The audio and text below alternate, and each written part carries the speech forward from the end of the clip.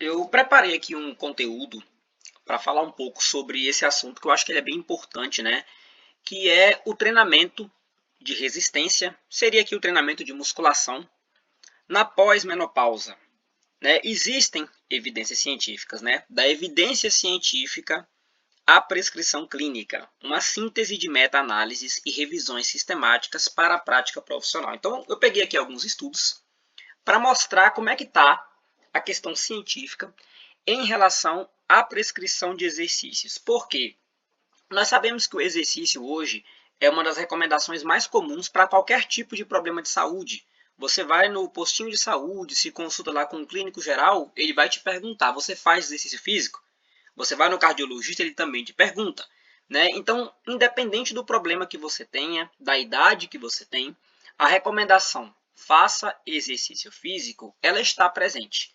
Porém, às vezes dá aquela dúvida, né? Será que para esse meu problema já existe uma base na literatura científica que justifique, né? Será que eu realmente preciso? Será que o treinamento que eu estou fazendo ele é específico? Porque tem isso, né? A pessoa chega com um problema, olha, eu estou na minha fase, eu estou iniciando a menopausa, eu estou na minha fase pós-menopausa.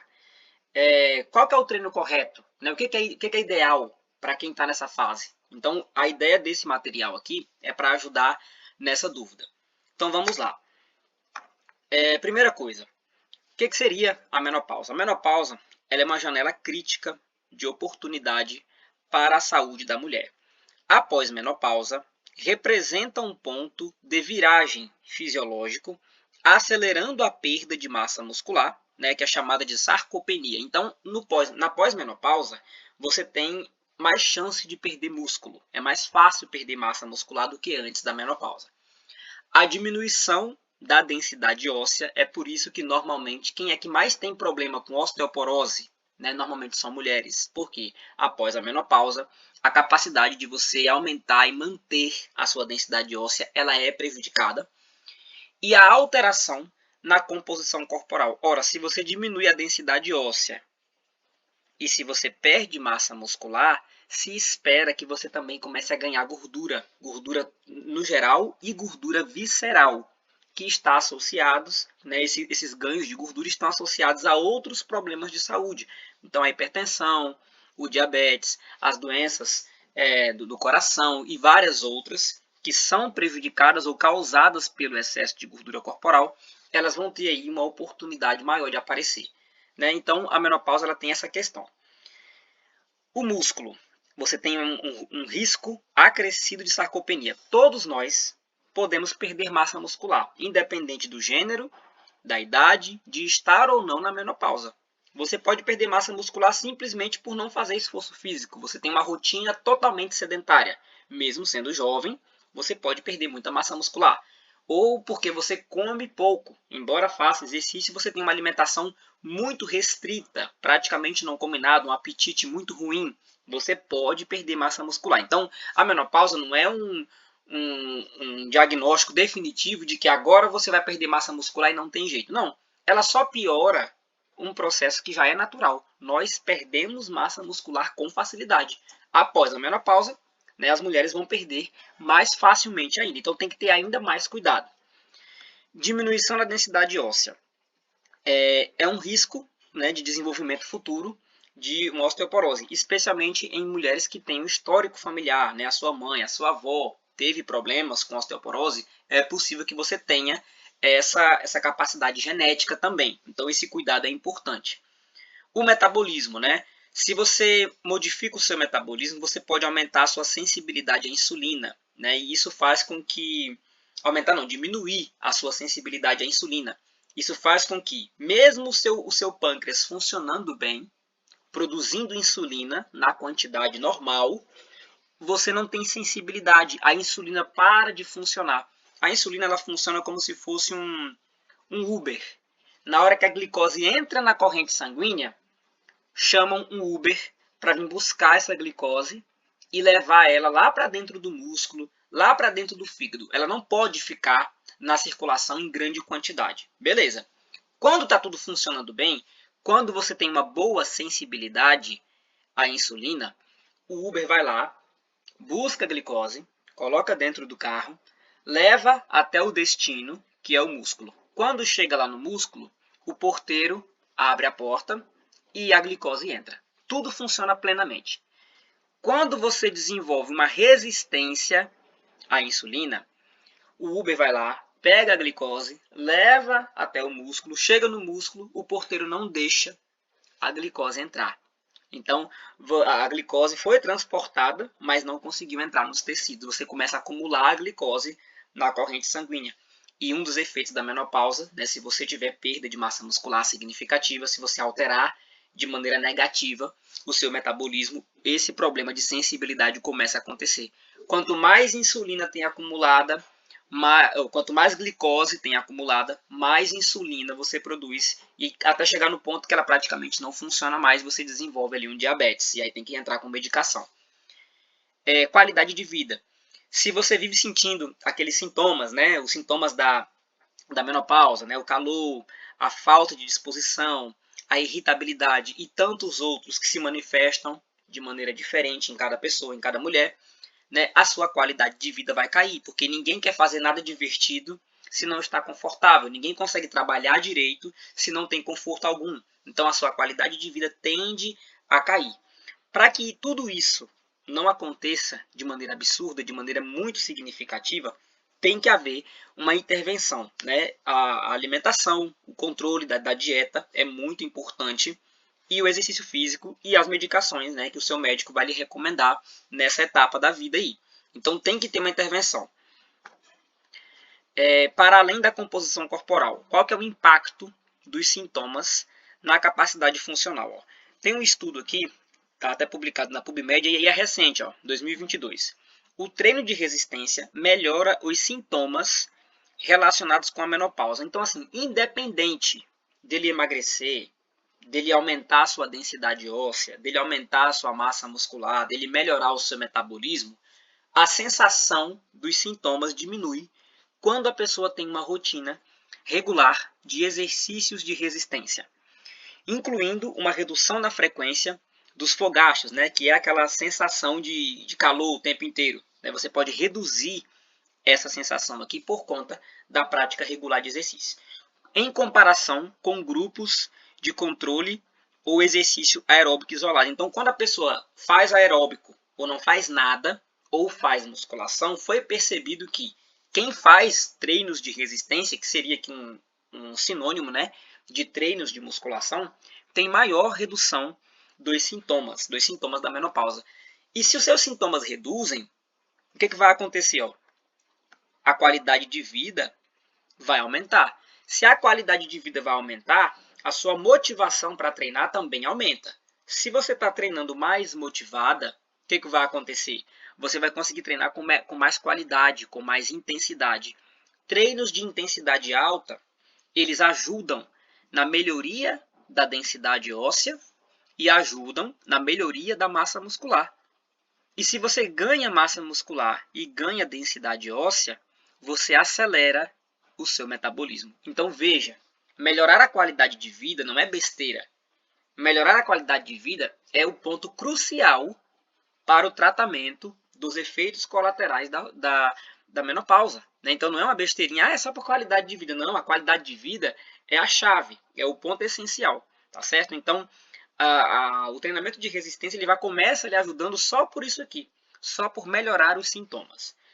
Esse outro estudo aqui do lado direito, ó, ele trouxe 12 ensaios clínicos, e ele está também publicado aqui na PubMed, e ele traz o seguinte: exercícios de força resultaram em melhorias na força muscular, densidade óssea e marcadores metabólicos, além da redução dos fogachos. Então, olha só, ele reduz os sintomas, né? Alguns estudos mostraram redução dos sintomas, e outro mostrou, se você ganhou força muscular, saiba que você também teve um ganho de massa muscular.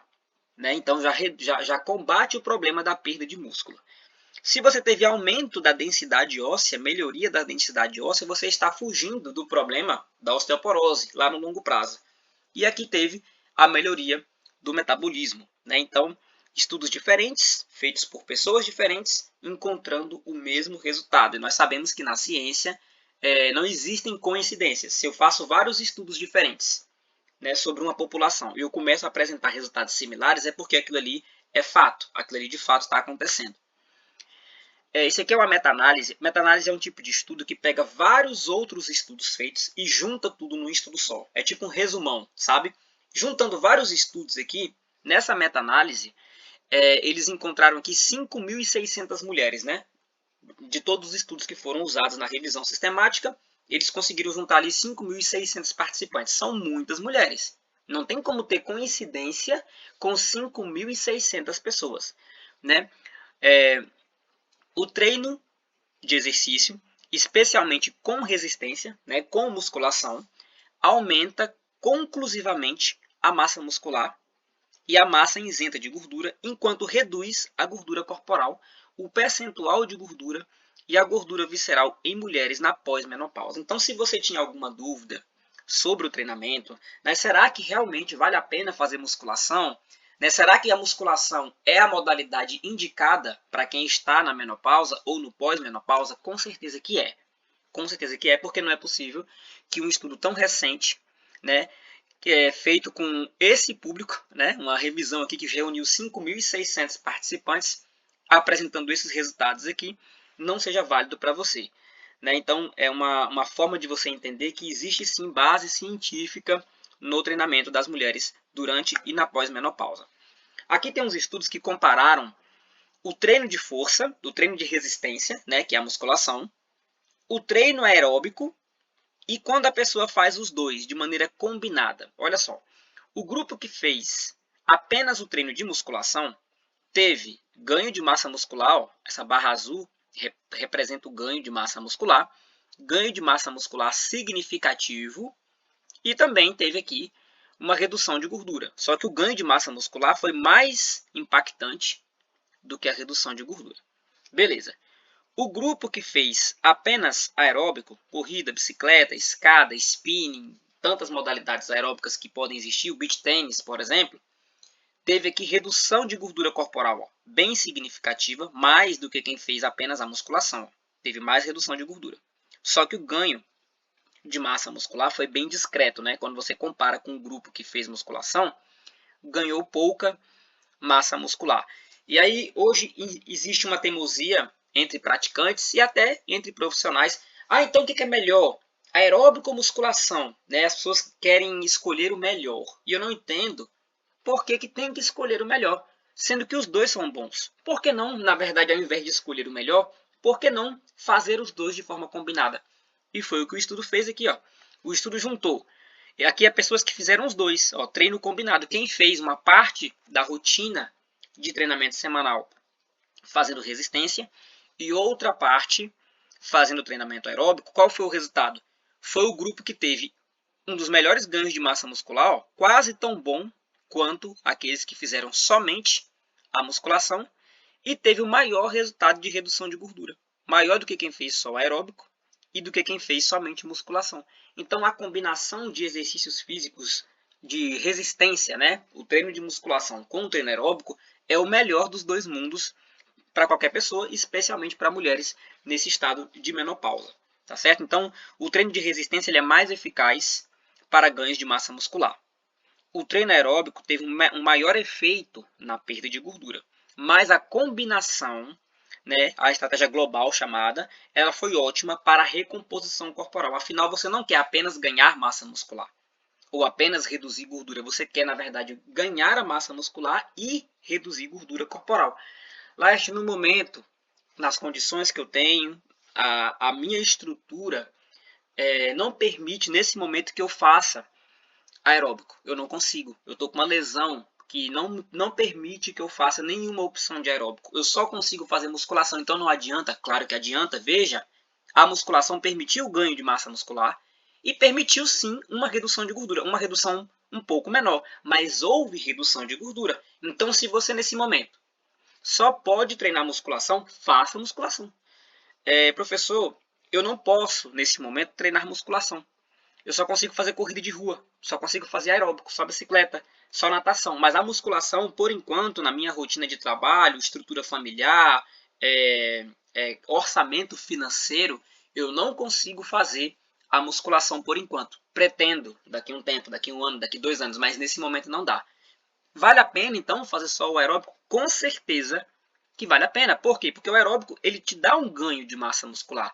Ah, mas é um ganho pequeno comparado com a musculação. Sim, é um ganho pequeno. Mas é um ganho muito maior do que quando você compara com quem não faz exercício físico. Então você vai ter um ganho. Um ganho pequeno é muito melhor do que nenhum ganho, ou pior, do que uma perda. Porque lembra, na menopausa você perde massa muscular.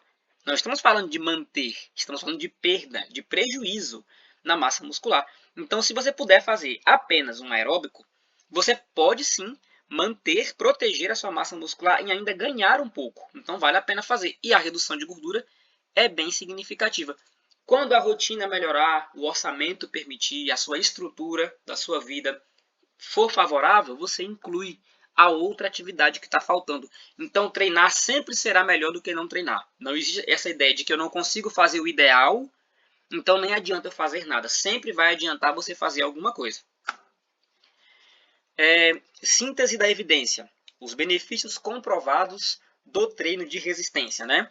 Aumento e manutenção da massa magra, melhoria dos sintomas, né, que eu já falei, o calor, o desconforto, eles tendem a reduzir, redução de gordura corporal, melhora da força e aptidão física geral. Isso aqui é um ponto que eu queria focar um pouco mais, ó, força e aptidão física. O que acontece? As pessoas se preocupam muito com a parte da estética, né, com o envelhecimento, com a menopausa, mas se esquecem que assim, a estética, claro, faz parte da sua qualidade de vida, do seu bem-estar, né? Porém, a perda da força e da capacidade funcional, ela te prejudica mais. Por quê? Ela te prejudica o tempo inteiro. Você acorda de manhã, vai fazer uma atividade na sua casa, limpar, sei lá, preparar um café da manhã, a sua fadiga é maior. Você sai para passear, você não consegue aproveitar porque você está fadigado.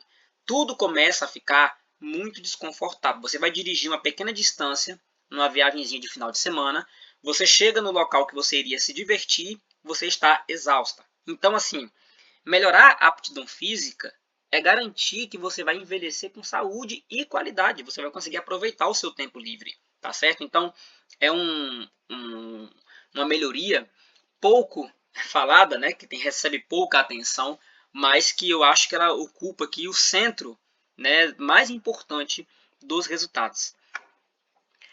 A evidência ela é inequívoca. Como aplicamos com a prescrição? Então, tudo isso que eu mostrei aqui para trás nos outros slides, eu estou falando de estudos científicos, de pesquisas.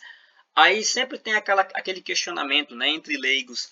Mas isso é teoria, eu quero saber na prática. Né? Como é que ficaria na prática todas essas informações? Porque eu conheço pessoas que estão na menopausa que fazem aeróbico, que fazem musculação, que fazem os dois juntos e não estão tendo esses benefícios. Continuam tendo péssimos sintomas, estão tendo uma grande perda de massa muscular, estão engordando, estão perdendo massa óssea. Então eu acho que essas pesquisas aí não servem de nada, porque tem muita gente aí treinando e não está melhorando. Pois é, porque às vezes a ciência, a pesquisa, ela é completa, ela traz todas as informações para aquilo ali funcionar, mas na hora de aplicar se perde a precisão, se perde a capacidade de transformar o conhecimento teórico em conhecimento prático. Não é um problema da ciência, é um problema de quem aplica a ciência.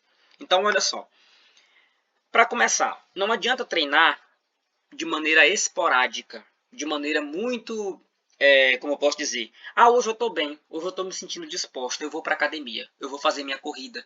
Por quê? Você não vai estar bem na maioria dos dias. Você está passando por uma fase que a sua taxa hormonal baixou significativamente. Isso não vai fazer você se sentir bem. Na maior parte do tempo você não vai se sentir assim. As medicações lá podem te ajudar, né, com o médico, a melhorar essa sensação. Mas ainda assim você não vai estar se sentindo bem.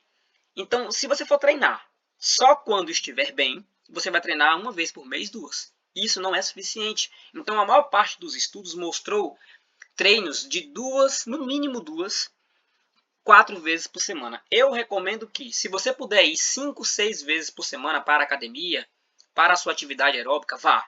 Só que tem que ser de forma planejada. É melhor um treino mais leve, que você vá várias vezes por semana, do que um treinamento muito desafiador, que você vá 2 vezes por semana, 1 vez por semana. tá certo? Então, a frequência é um dos pontos que faz algumas pessoas treinarem e mesmo assim não terem os benefícios na fase pós-menopausa.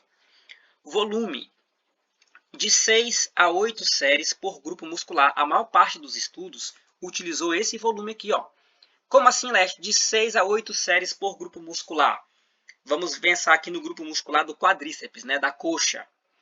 O músculo da frente da coxa chamado de quadríceps. São 4 músculos juntos. Vasto medial, vasto lateral, vasto intermediário e reto femoral. Os 4 juntos formam o quadríceps, que é esse músculo da coxa.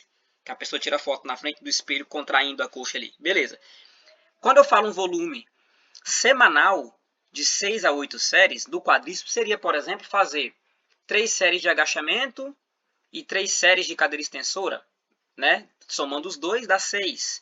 Ou 3 séries de agachamento, 3 séries de leg press e 2 séries de cadeira extensora.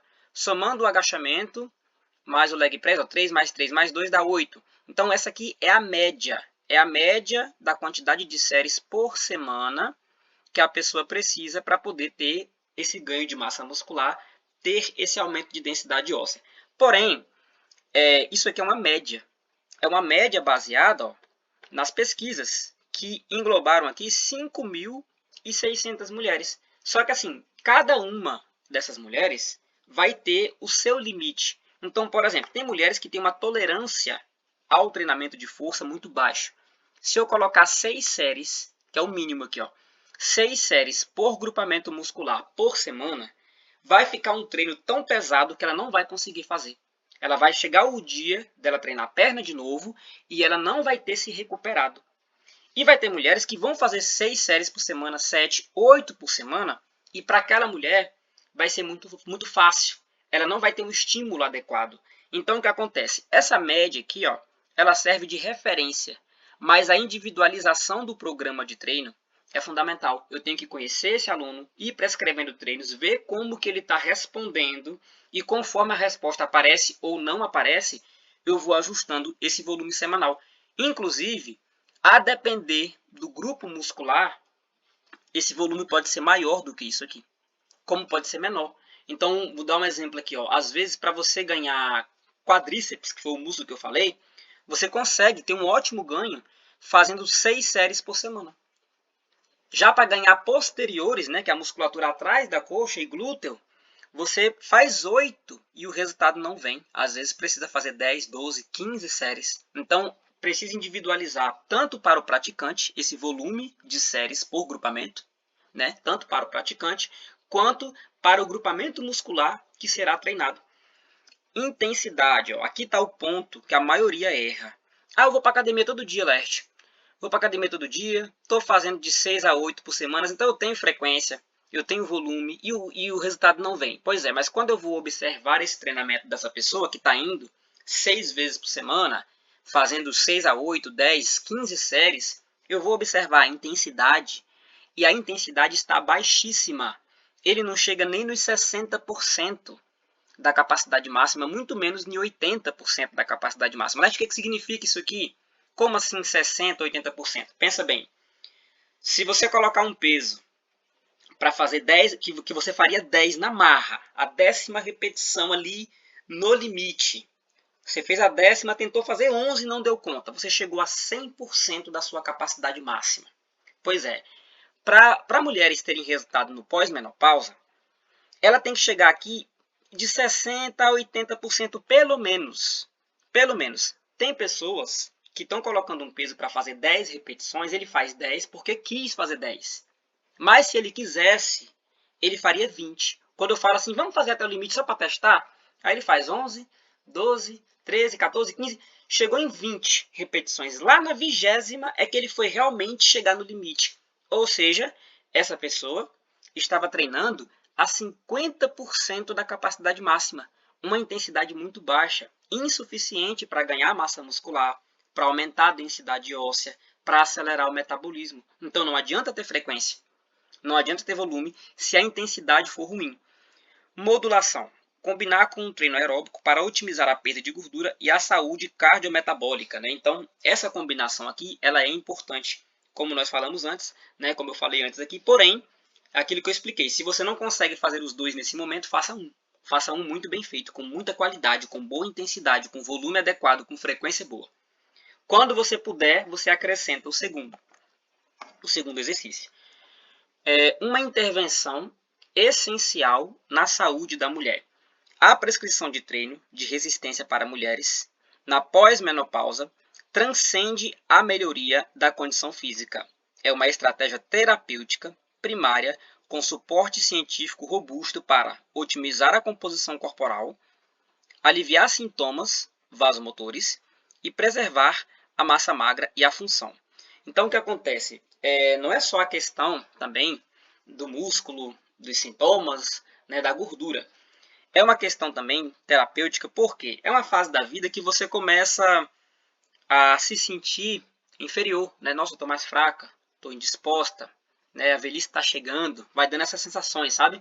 E isso pode ser um gatilho para ser desenvolvido um problema psicológico, né? Uma depressão, uma ansiedade. Então, fazer alguma coisa que você sabe que te ajuda a enfrentar o problema, que você consegue perceber, nossa, eu estava com tanta dificuldade de correr isso aqui, ó, e agora eu já estou correndo melhor. Eu não estava conseguindo levantar esse peso e agora eu estou levantando com facilidade. Tudo isso são pequenas vitórias que você tem toda semana quando você faz exercício físico. Diminui a sensação de inferioridade, diminui a sensação, estou piorando cada dia mais. Tá, estou envelhecendo, é normal. Mas, apesar de estar envelhecendo, estou viva. Estou progredindo em alguma coisa. Estou conseguindo lutar contra os efeitos colaterais. Então, isso ajuda bastante a passar por essa fase com saúde e com qualidade de vida. Existe uma base científica para justificar a prescrição do treinamento com confiança. Né? E essa frase eu sempre gosto muito, a evidência suporta a sua decisão. Se eu tenho uma evidência científica significativa, né, eu posso sim tomar a decisão de prescrever algum exercício a mais ou a menos, como fazer, porque a ciência me diz como é que eu posso fazer. Só tenho que ter cuidado na hora de aplicar essa literatura. Eu espero que esses slides aqui tenham ajudado você que está passando aí por essa fase da menopausa a entender melhor sobre o seu problema e qual que é a relação dele, né, com o treinamento físico de resistência e até mesmo treinamento aeróbico. Valeu, Laerte Alencar.